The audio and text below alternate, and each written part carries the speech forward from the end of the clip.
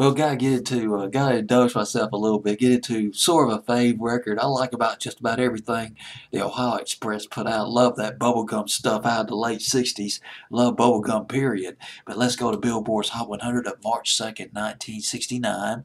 March 2nd, 1969, and let's go over once again some of the big hits that you might remember to give a little perspective on this Lost 45 I'm going to talk to you about. Got Crossroads by Cream, which was kind of a Lost 45, but at number 29 on Billboard's Hot 100. Gosh, there's a lot of Lost 45s I want to cover on this thing. Well, there's Traces by the Classics 4. Nothing obscure about that. That's a standard. Rambo Gambling Man at number 17. Yes, that rocked. Indian Giver by the 1910 Fruit Gum Company at number 16. And let's see, going down Billboard's Hot 100. Heard It Through the Grapevine by Marvin Gaye, written by Barrett Strong and Norman Whitfield. That's at number 28, down from number 15 the previous week. And I started a joke by the Bee Gees, moving down from 16 to 33.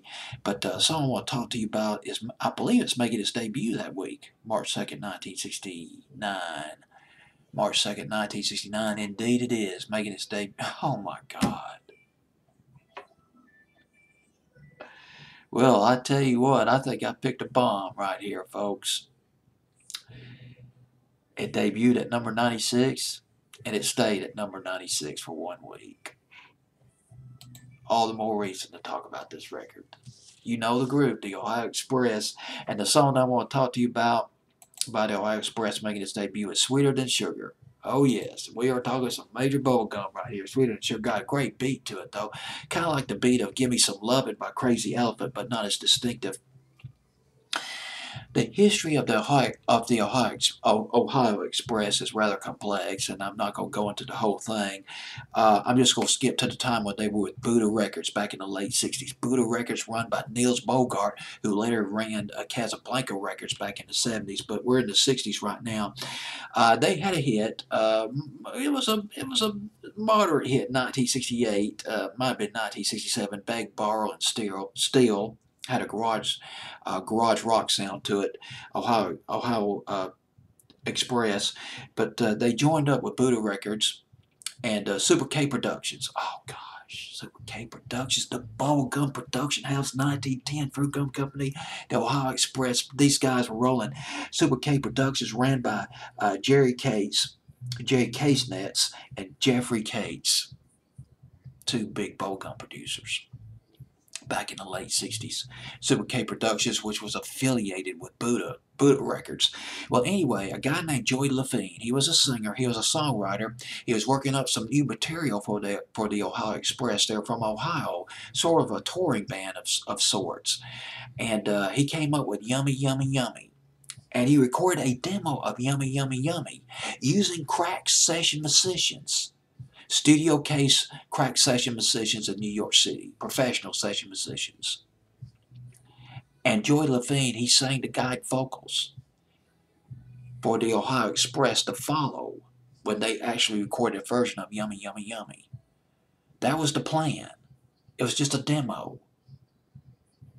But then Niels Bogart, the head of Buddha Records, he heard the demo. He said, let's put it out. Let's get it out. As it is, no changes. Single. So here we are. Yummy, Yummy, Yummy by Joey Lafine and a group of session musicians, not the real Ohio Express. As a matter of fact, it is my understanding that the Ohio Express that you see on the album sleeves, or that were touring, contributed very little to the actual recording of the bubblegum records of the late 60s. And boy, there were some good ones. There was, well, if you're into it, it's not for everybody. Definitely not Woodstock material. There was Yummy Yummy. There was, oh, Chewy Chewy Chewy. Remember that? There was oh gosh, what was that other song? Don't tell me I forgot. Mercy. God, I got into Mercy.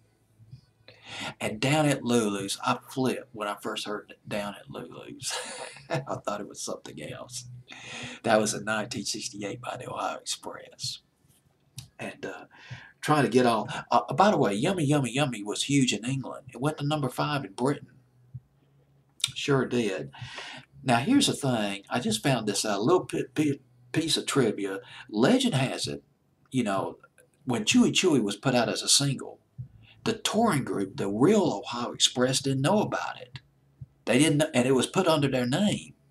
They didn't know about the single, about the song Chewy Chewy until fans started requesting it at live shows, and they had no clue. They didn't know how to play it.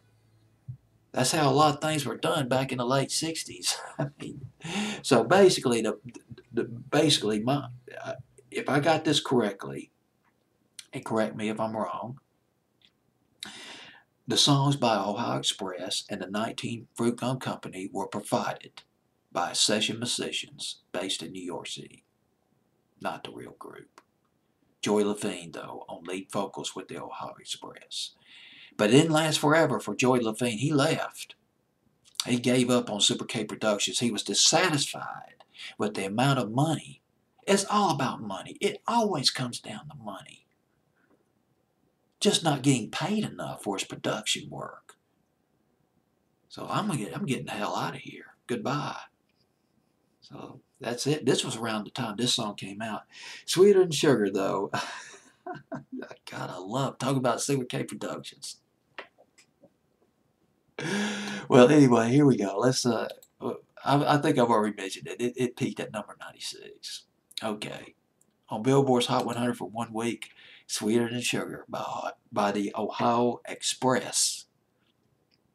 Billboard's Hot 100, March 2nd, 1969.